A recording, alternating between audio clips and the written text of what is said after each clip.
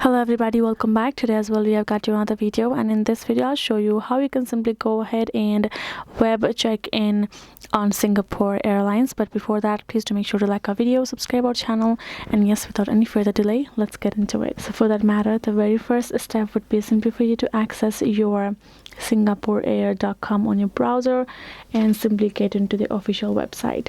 So right over here, all you have to do is scroll a bit and tap on this check-in option, which will be here in the menu list on top. Tap on it.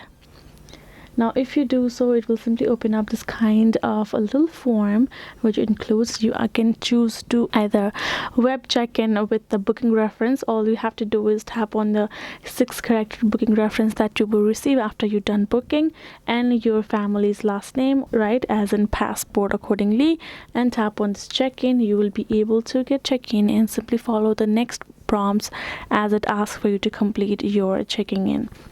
Other method is simply for you can choose e-ticket number. Now when you have booked your ticket, simply enter the e-ticket number over here, which will be 13 digit.